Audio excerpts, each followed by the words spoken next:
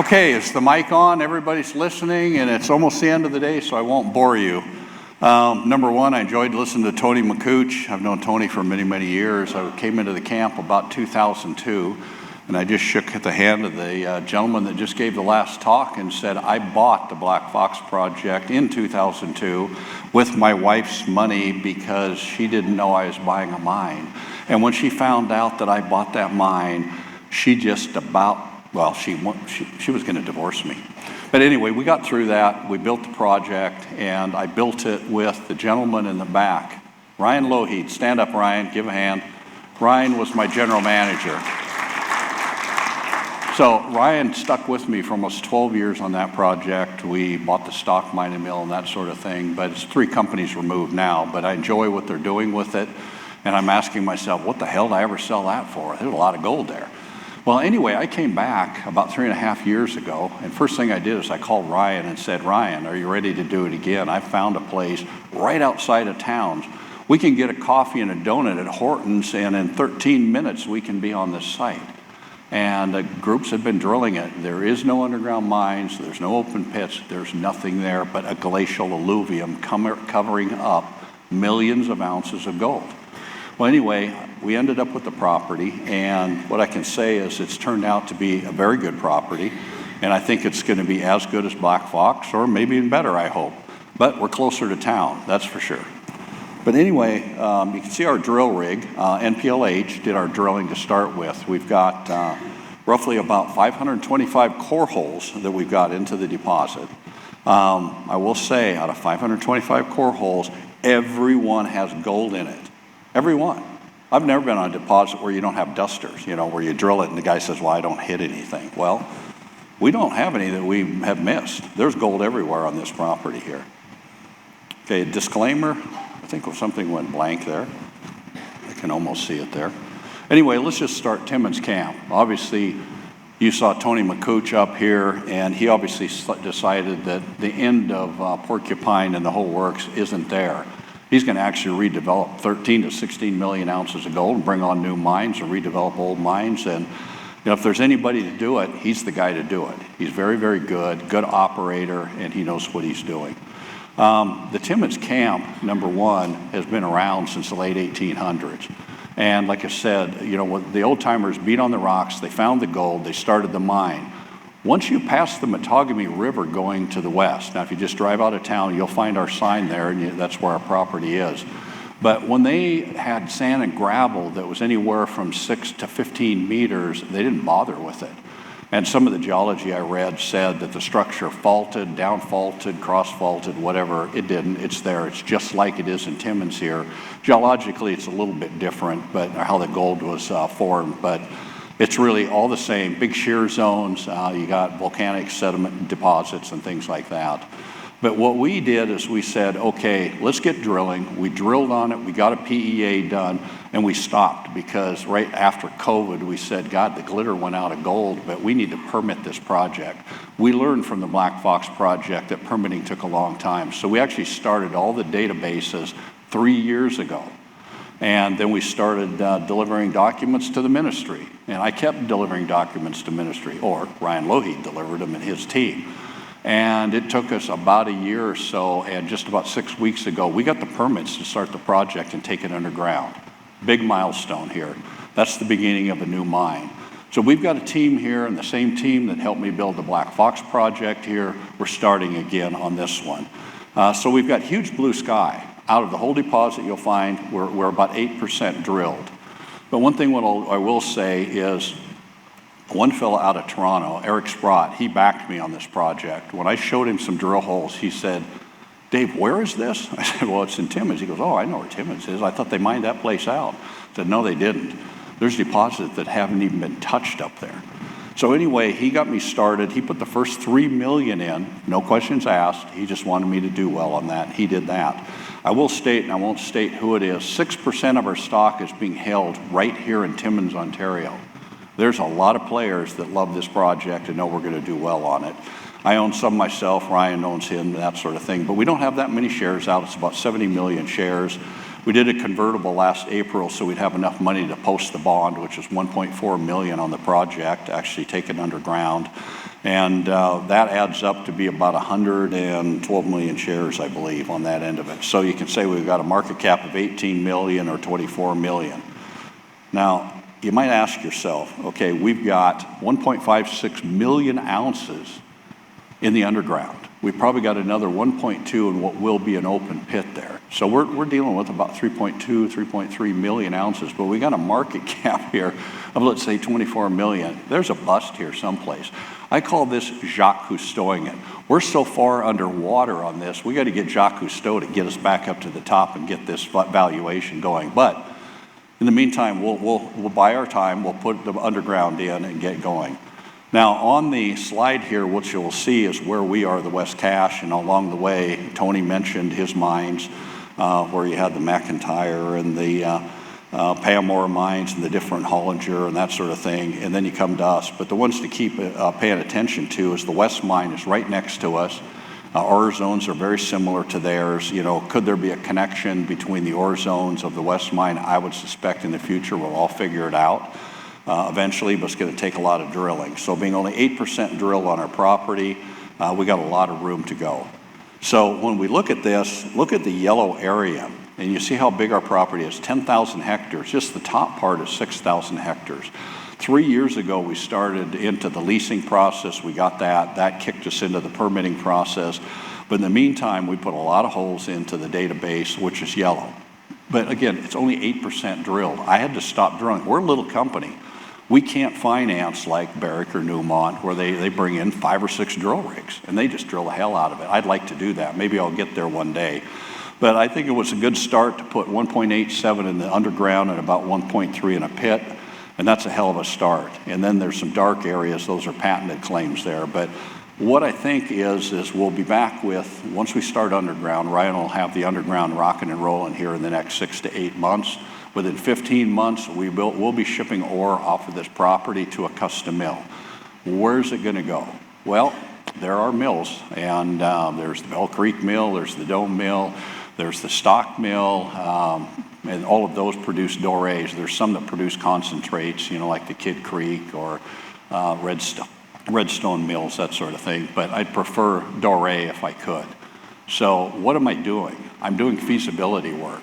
Okay, when you start a mine, the first thing you can do is trip on yourself if you don't do your homework. And I mean going underground, making sure you understand what the cost is, what are the ground conditions, what is the stoping method? Well, we're not reinventing the wheel. We're just copying the guys next door at the mine, you know, from Pan American Silver there, and saying at the West Mine, well, our ore zones are very wide. They're 10 meters wide to 30 meters wide.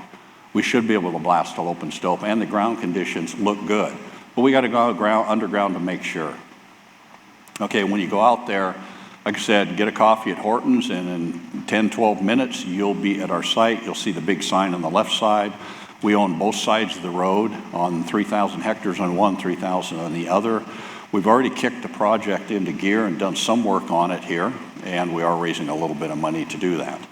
Now, one thing I'll do is I'll back up and say, numbers are numbers. These were done 2 years ago, and if you add up in blue there, that's roughly 1.56 million ounces. That's a hell of a start for a little company.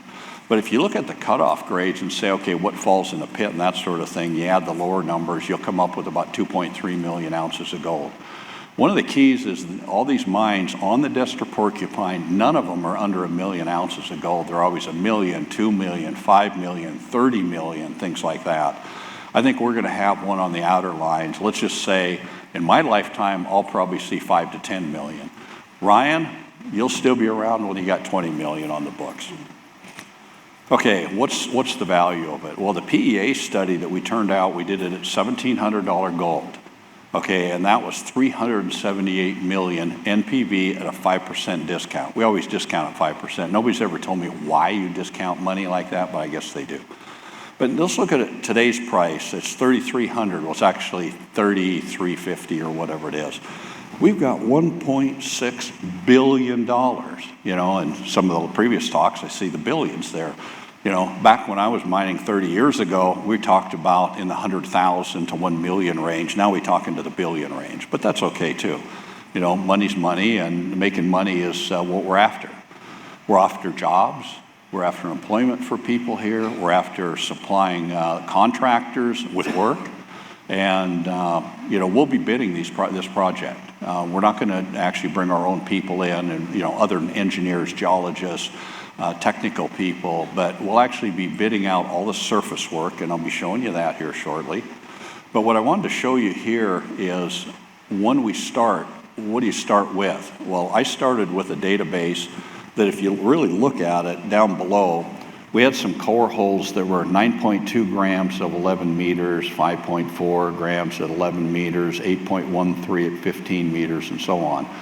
I had a smart lady geologist that came to me and says, Dave, I can hit that lower section down below up high if I drill through the west zone. And the west zone was an area that had the least amount of holes, so we needed to drill that. Well, she hit the upper extension, what is now the number 9, and that's what we're going down on right now. She hit it in one hole. I said, you're my hero. Her name's Leah Page, and she worked with Ryan probably for almost 3 years here on this project. And boy, she was amazing drilling this thing off. And then she hit some other structures out to the south that look very similar to that. So, we're in elephant country. We're just hitting one structure after another. Kind of like what they were talking about out at Black Fox and Pike River and Gray Fox. They're coming up big time over there.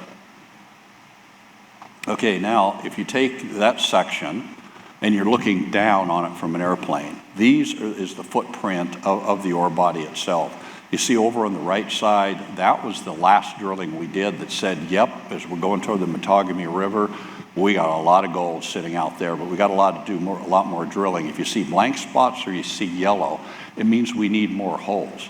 And we could have drilled more holes, but I said we needed to permit this thing. So if you look over to the right, that's a cross-sectional view of it. And if you look way far right, you'll see the south zone. That's the mirror image of the number 9. Then you see the number 9, and that's what we're going to start with now on that end of it. So blowing it up a little bit, you'll see the very high grade, which is red, purple, and then, like I said, the yellow. There's gold there, but it's more in another category where we've got to drill it to actually understand what it is. So why am I doing all this to the bulk sample? Well, number one, we're going to make a bit of money doing this, mainly because the gold price went up, but it's to de-risk the project. The first questions I got in years past is, how are you going to de-risk it for the investor? Well, I'm going to go underground and actually mine the ore. And I'm going to actually know exactly what it is. Now watch this develop. This is a 3D image as it's developing of the ramp system. About 1,250 meters of current ramp will be put in. That'll take me about 12 months to get that in. Then infrastructure, which is muck bays, diamond drill stations, ventilation raises, and then driving over to the ore, which is in the brown areas. And then you see the green stopes. These are blast hole open stopes. These are 30,000 tons per block. These are big stopes when we drop them. They'll be shipped to a custom mill. And we'll pick a mill probably in the next 2, 3, 4 weeks of what we're going to do. But the main key is on these blocks, we'll produce 86,500 tons or 22,000 ounces of gold. Today's value on recovery, that's a little over $100 million. Our project will be about $50 million to do it. So it says we might make some money. Probably back 3 years ago, I would have said, well, it's going to be break even. We're still going to do it for feasibility, but I'm going to get bang for my buck. I'm going to make some money doing it, and I'm going to get some feasibility work out of this whole thing. So when you look at it, you say, what did we permit? Okay, we permitted the whole laydown yard. We permitted the box cut, where we're going to do the power drops. There's a whole lot of work that goes in, about $20 million in work to actually get the surface set before you start underground. And you have to have consultation with 5 First Nations here: Matagami, Flying Post, TNT, Brunswick House, Métis. We'll call her Chief Jennifer Constant. She was really helpful on this end of it. All the First Nations were helpful in working with us on evaluating all the environmental work that we submitted to the ministry. And I'd like to thank George Perret, Honorable George Perret himself, when he was the minister for us. He actually pushed everything through. I mean, he was astounding, his team. We just kept shoveling data and work to him, and they got it all approved. So 6 weeks ago, we got the permit. Ryan Lowe, he went out there, started the project. He did the corduroy roads, cut the timber, got it all started. Now we're going for the rest of it, you know, so he's got 6-7 months in front of him, and he's going to spend $20 million doing it. So he's going to need a lot of contractors. He's going to release contracts to the surface people, to the underground people, you know, whether it's Dumas or Natika or anything else. We're going to bid all the contractors, and we are preferential to home. So with that, we're going to progress on the project. We're getting all the final permits. We've got a timeline that's very tight here to get this project online and deliver gold to a custom mill. So this time, hopefully next year, I'm standing up here telling you we're delivering gold to one of the mills, whether it's Tony McCooch at Discovery or if it's at Bell Creek. You know, we'll be delivering gold ore to somebody. And if somebody says there's no gold, there is gold in the ground out there. There's a lot of it. And like I said, we'll be around for a long time. So we're in a jurisdiction, I think, that's very, very good to invest in. So if anybody wants to take a look, it's ggo.b, golf.b on the exchange. And we got a whole team. And if you'd like to talk to Ryan Lougheed, the general manager and chief operating officer, he's in the back. And he'll give you the lowdown on the project, when we need people, when we need contractors, and what he's doing. So with that, I think I'm out of time, so I'll take some questions if you have any right now.